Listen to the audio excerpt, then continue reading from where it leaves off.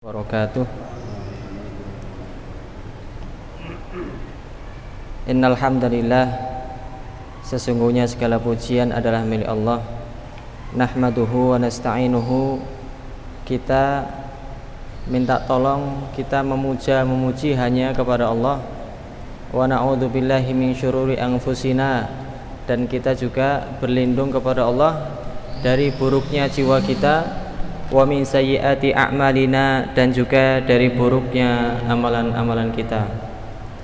Allahumma shalli ala habibina wa sayyidina wa qudwatina Muhammadin sallallahu alaihi wasallam wa ala alihi wa ashabihi wattabi'in. Jamaah rahimakumullah, kita lanjutkan kajian rutin kita, kitab Adab Al-Alim wal Muta'alim, bagaimana cara mempelajari ilmu agama. Kitab ini ada yang dalam berbahasa Arab dan ada yang berbahasa Indonesia.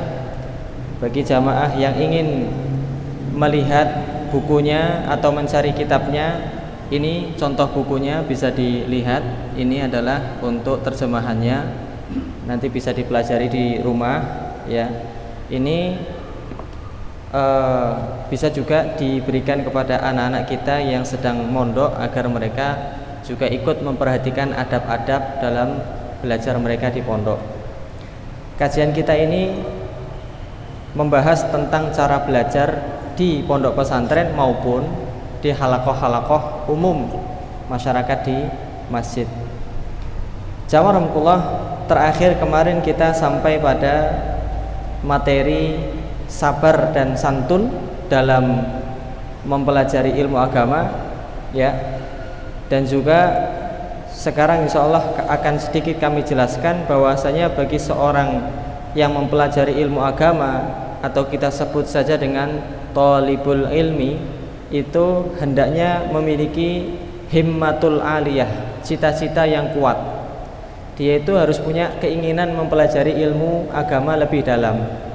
Kalau orang tidak punya keinginan ini, dia tidak akan mau untuk ikut pengajian, dia tidak akan mau untuk mempelajari ilmu agama.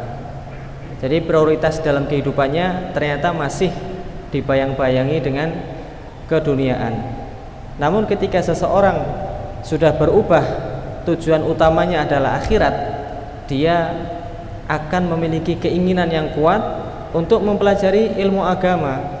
Dia akan mencari para ustadz, para alim, para ulama, karena dia butuh orang yang bisa mengajak dia, memberitahu tentang bagaimana jalan menuju akhirat. Jadi jamaah, seorang yang mempelajari ilmu agama, dia harus memiliki cita-cita yang kuat. Imam Rabi menuturkan mengenai cara belajarnya Imam Syafi'i. Ketika Imam Syafi'i masih kecil, beliau cara belajarnya seperti apa itu disampaikan oleh muridnya, namanya Rabi bin Sulaiman. Rabi bin Sulaiman ini adalah salah satu murid beliau yang paling dhaif dalam hafalan, paling lemah dalam belajar. Beliau ketika di dalam kajian begini itu kurang faham, tidak cepat faham, lemah dalam memahami ilmu. Lalu Imam Syafi'i mengulangnya sebanyak 40 kali sampai Imam Rabi sendiri malu. Diulang 40 kali juga belum faham. Akhirnya dia malu di halakoh. Imam Syafi'i tidak menjelek-jelekkannya ataupun tidak merendahkannya. Akhirnya setelah selesai kajian, beliau menemui atau memanggil Imam Rabi, masih muda, dipanggil, kemudian diberikan pelajaran tambahan, diulang terus sampai dia faham. Begitulah seorang guru, dia memberikan waktu lebih bagi muridnya yang kesusahan dalam mempelajari ilmu. Diulang sampai beliau faham ya, dan beliau mengatakan, wahai Rabi, ya Rabi, lawis totoktu an ut'imaka al-ilm, seandainya aku itu bisa menyuapi engkau ilmu seperti aku menyuapi makanan, maka aku akan menyuapimu dengan makanan ilmu ini. Tapi tidak seperti itu dalam mempelajari ilmu agama. Mempelajari ilmu agama sedikit demi sedikit susah dan lama dan terus menerus.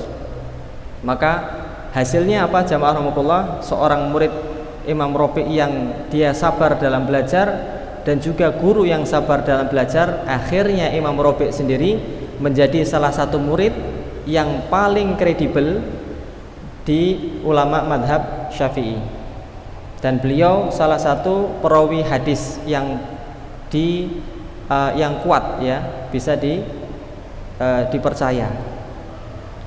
Dan ketika kajian, beliau ngisi kajian itu zaman dulu unta itu antri sampai 700 unta di depan tempat mengajar beliau, saking banyaknya orang yang ingin belajar kepada Imam Rafi'i ini. Nah, hasil apa? Karena tadi beliau itu sebetulnya kesusahan. Dahulu beliau ketika muda itu menjadi muadzin di masjid jami di kota, ya, di daerah Mesir. Di masjid jami di daerah Mesir, dan suara beliau sangat indah. Imam Syafi'i senang dengan suara adzan Imam Rafi'i, dan beliau ikut menjadi murid Imam Rafi'i karena senang dengan suaranya. Beliau diutamakan sehingga menjadi ulama besar setelah Imam Syafi'i. Nah, Imam Rafi'i menuturkan mengenai cara belajar Imam Syafi'i, lam ara asy-Syafi'i akilan binaharin. Aku tidak pernah melihat Imam Syafi'i makan pada siang hari.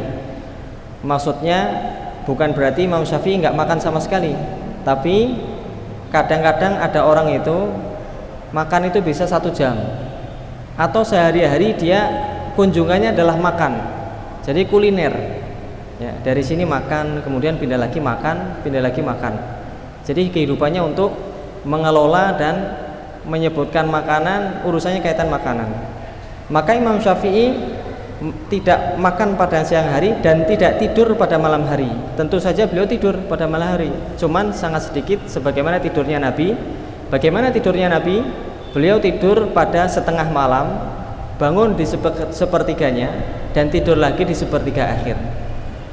Rasulullah SAW cara tidurnya demikian.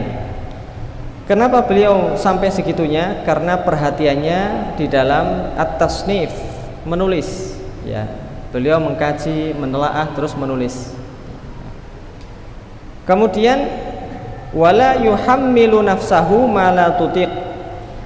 Dia tidak pernah memberikan beban pada dirinya dengan apa yang tidak disanggupi, karena khawatir ada perasaan malal, bosan, ataupun futur, malas. Kadang-kadang itu ketika kita lagi semangat, atau santri atau murid lagi semangat, itu belajar, habis subuh ada kajian, waktu duha ada kajian, ini habis duhur kajian, nanti sore habis asar ada pengajian, habis maghrib ada kajian, isya kajian lagi, nanti malam mungkin jam 9 ada perkumpulan pengajian lagi.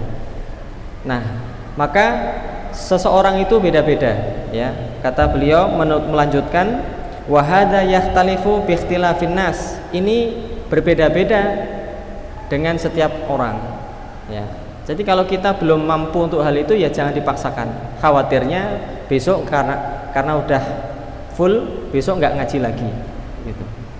Tapi kalau seseorang sudah kondusif, ya, pernah kami mengikuti, ya, daurah kitab Sahih Bukhari itu dengan para ustadz-ustadz, ya. Kami cuma nyuting saja waktu itu, sama dengan antum, cuma nyuting saja. Itu para ustadz-ustadz ikut daurah, ya, cara belajar kitab Sahih Bukhari dari mulai jam habis subuh sampai jam 7 istirahat, mulai lagi jam 8 sampai jam 10 istirahat, mulai lagi jam 1 sampai jam asar, lalu istirahat, kemudian malam mulai lagi, malam sampai jam 11. Nah, jadi kalau sudah mampu seperti itu, ya mereka para ustadz nggak ngantuk, ya. Mereka di depan itu masya Allah semangat bertanya dengan syekhnya. Kita yang nyuting aja ngantuk, ya. Maka begitulah kalau para pembelajar ilmu agama sudah mencari apa yang dia cari, ya, ilmu, dia akan memaksimalkan energinya di dalam otaknya dan lain sebagainya, maksimal untuk mencari ilmu agama. Dan terakhir jamaah rahimakumullah, adab seorang murid atau thalibul ilmi adalah menunggu guru jika belum datang. Apabila dia mendatangi majelis gurunya dan belum didapati sang guru, maka dia menunggu, ya. Kalau kita mungkin murid yang agak, ya, agak santai ya, mungkin malah seneng ya.